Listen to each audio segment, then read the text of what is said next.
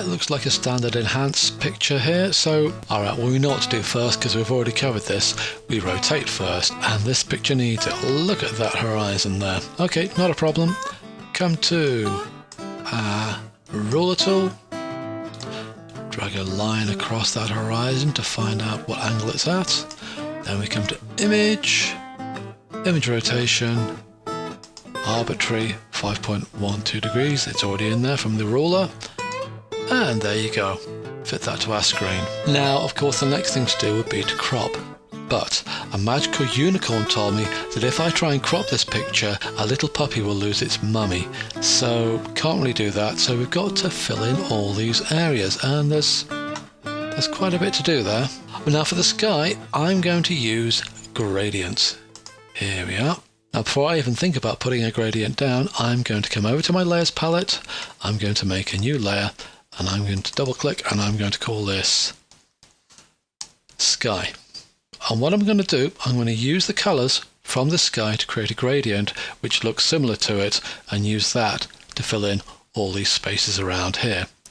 Okay, important thing with this, if you're going to pick colours, pick it from the image that you want to adjust. If I decided there was a better blue sky in another picture, then I could use those colours, but the sky affects the tone of all the colours on the ground. If I start using a different colour or a different tone sky, it's going to look wrong. I need to, if at all possible, to use colours from the actual image itself.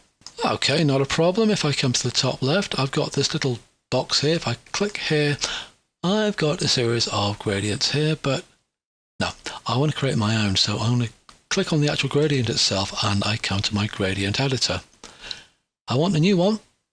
There's my new one there, and if I double click on it, I can name it, and I'll call it my sky. Because, hey, I'm original like that.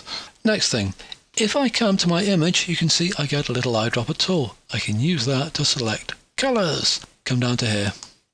Click on that little tab there. That's where I want my first colour to go, and I want a colour from up here. That is the darkest colour there. I'm not going to choose that for the simple reason that I don't know which camera this was taken with, and sometimes with cameras, especially some of the cheaper ones which we take away on holiday, you get slight darker areas around the corners of an image because of lens defects, because of the nature of the camera itself. Instead, I'm going to come down just a little bit and choose not from the corner, which is the darkest point, a little way down. There, I'm going to choose that.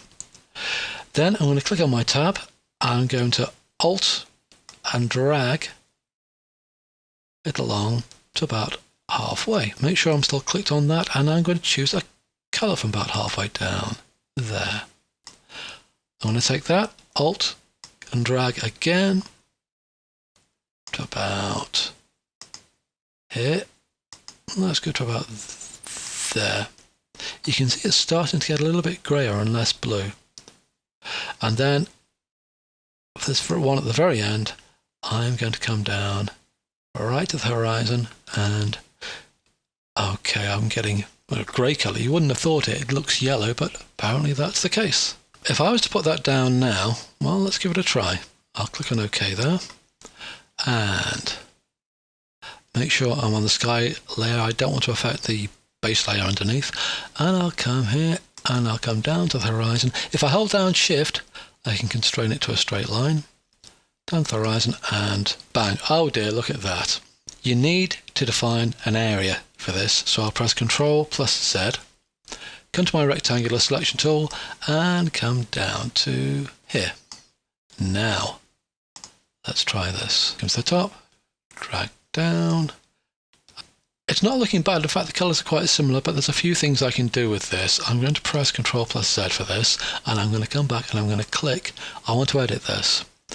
It's that last bit right down the horizon. I think it's too solid. It does need to fade out a little bit. Okay, we can define our colours here, but see these tabs along the top?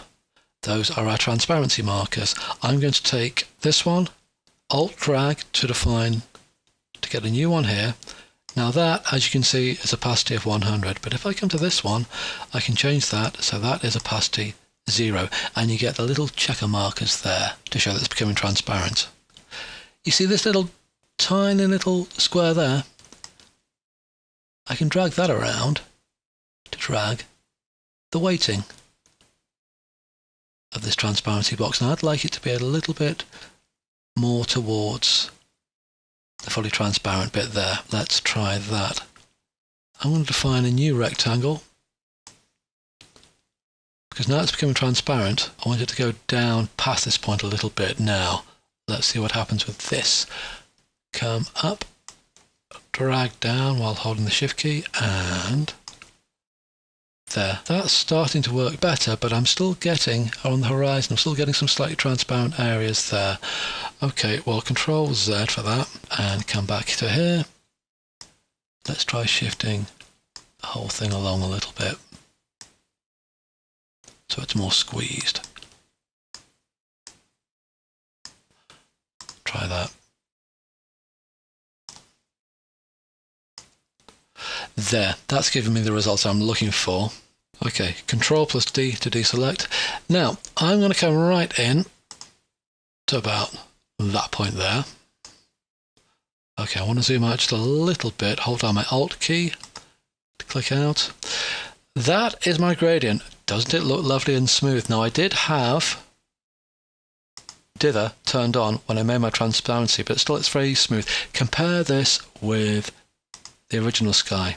Now, I hope you can see this from the quality of the video, but you've got a much more mottled effect going on there. The reason being is, whenever you think you've got a flat plane of colour with a digital photograph, you haven't. You're going to get a series of colours which are ever so slightly different, and they go together to make up what looks like a flat area, but obviously no, it's not. So we're going to come back to our sky level here, and we're going to do something.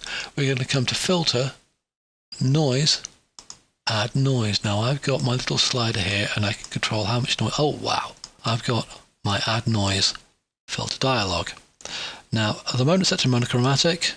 That's it in colour. I'm getting a headache just looking at that. I want just a tiny little bit.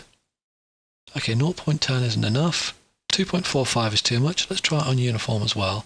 That's looking better. I'm going to type in 2 here, see what happens. Yeah, 2 seems about right, and I'll click on OK with that. And then I'm going to come back to my filter menu. Instead of coming to noise, I'm going to come to blur. Whenever you want to blur something, 9 times out of 10, it's going to be Gaussian blur.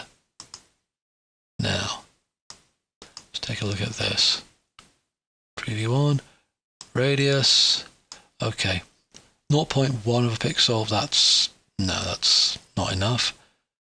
0.3, that's looking quite similar to the underlying layer, so I'm going to click on OK with that.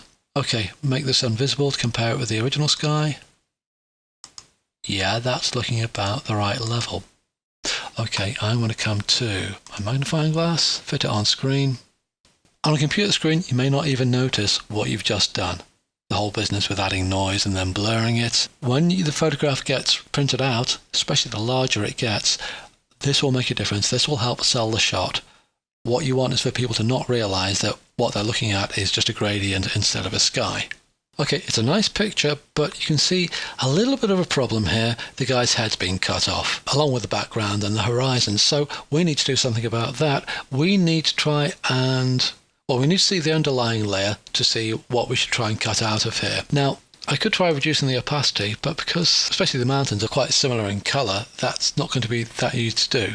So instead, I'm going to come to layer mode. We've just done these in a previous video. Now you remember these ones down here where I said, oh, we hardly ever use them. We'll take a look at this, take a look at difference. Wow. You can very clearly see what you've got to do here. And in order to do that as well, I'm going to come to the wonderful layer masks. Right, let's get started. Come to here and paintbrush. I want it on the colour to be black. Let's make a start.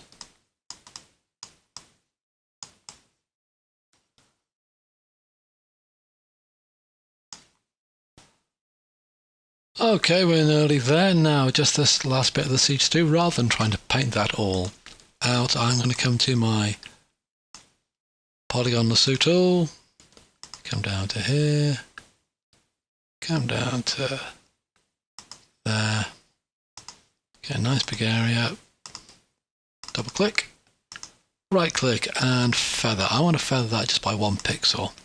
Alright, now remember we're on the layer mask, so deleting it isn't going to do much good. We need to come to edit, fill, using, well, foreground color is white. Don't really need that, we need black.